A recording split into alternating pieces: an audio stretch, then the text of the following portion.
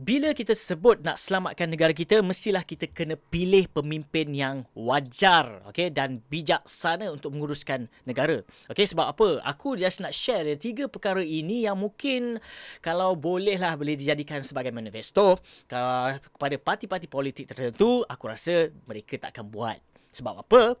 Jom kita dengarkan. What's up guys? Assalamualaikum dan salam sejahtera kepada korang semua yang sudi menonton Saja Seimbang. Aku Faizuan. So, berikutan dengan 3 perkara yang aku maklumkan tadi. Perkara ini aku rasa memang agak sukar untuk dilaksanakan.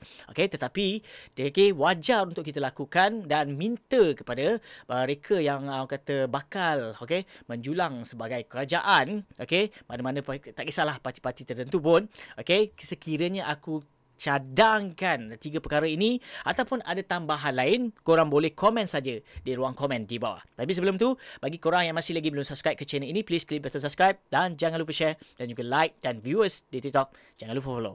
So, kalau yang pertama ni aku nak cerita dengan korang. Yang pertama ni lah, at least lah kerajaan, kalau kita ikutkan, biasanya mereka ini bila dah dah dilantik khas sebagai kerajaan Malaysia, memimpin negara, maka diorang akan ada side income pula. Side income yang aku maksudkan akan memegang jawatan-jawatan JLC tertentu, badan-badan tertentu, organisasi tertentu. Contohnya seperti pemegang amanah lah, lembaga itu, lembaga inilah, jangan lembaga lain dah. Okay, so aku rasa tak patut membenarkan mereka memegang sebarang jawatan sedemikian. Sebab apa? Bila dah dilantik oleh rakyat, maka fokuskan tugas yang utama dahulu. Barulah semua perjalanan dan kepala otak kepada menteri ni semua ni boleh fokuskan untuk rakyat sahaja. Itu yang aku maksudkan, yang pertama. Dan yang kedua, perlu setiap tahun lah. Ini aku rasa memang kurang lah dia nak buat. Perlu setiap tahun kalau boleh menteri-menteri ke wakil rakyat ke declare harta masing-masing setiap tahun sekali di public. Maksudnya dari situlah setiap tahun kita sebagai rakyat Malaysia, kita boleh tahu, nampak ini ada projek tambahan ke? Ini jadi kroni apa tertentu ke? Ini ada dapat apa-apa ke?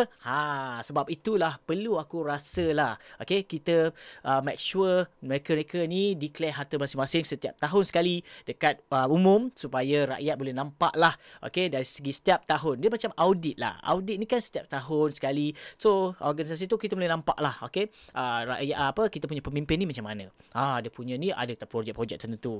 Tiba-tiba ni kita tahu declare dia start tahun ni 20 juta contoh. Lepas tu tahun depan naik pula 40 juta. Macam ni, ini kita kena pastikan. Dan yang ketiga, rasanya tak perlu kot menteri-menteri ataupun PM ataupun kerajaan ni perlu ada allowance yang pelik-pelik. Allowance pelik-pelik ni kita tahulah. Contoh macam allowance hospitalisasi ke, allowance macam healthy ke sebagainya ni, tak apa.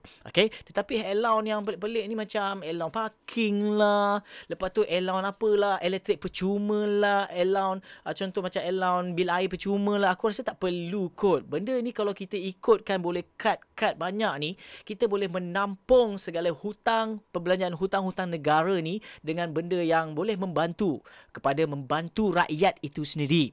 Dengan subsidi ke apa-apa benda yang boleh kita fikirkan. Dan pakar ekonomi pun ataupun financial expert pun tak payah pening-pening, tak payah nak auta-auta, tak payah nak propa-propa, buat tip sana, buat tip sini, cadangan sini, cadangan sindu. Sedangkan yang wajar kita lakukan perkara-perkara ini, aku tahu korang tak boleh nak sentuh sebab korang masing-masing pun ada kuasa ataupun jawatan masing-masing, tak nak diganggu. Sebab itulah korang at least pakar ekonomi wajar orang kata cadangkan perkara-perkara ini.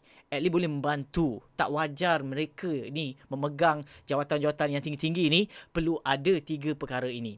Ini sebagai cadangan yang aku boleh share. Tetapi sekiranya korang ada sebarang cadangan-cadangan lain, korang boleh komen saja dekat ruang komen yang disediakan. Sebab apa? Kita nak, bukan apa lah, cuba kita nak bagi faham.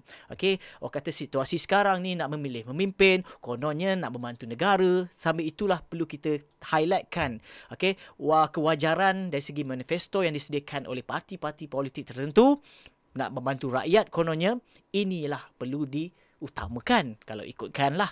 Tapi kalau macam dorang still lagi nak kekalkan macam tu, okey lain lah. Tapi kalau sekiranya ada manifesto sini daripada parti-parti tertentu, okey mungkin aku terlepas pandang dalam hal tu. Okey, tapi kalau boleh, ini adalah yang terbaik lah. Okay, at least boleh membantu untuk mengukuhkan ekonomi dan perbelanjaan negara juga. Itu saja perkongsian dalam episod kali ini. Diharap sikit sebanyak memberi info yang terkini daripada channel Saja Sembang. Bagi korang yang masih lagi belum subscribe ke channel ini guys, please klik button subscribe dan jangan lupa share dan juga like. Viewers di TikTok, jangan lupa follow. Aku Faizwan. Assalamualaikum.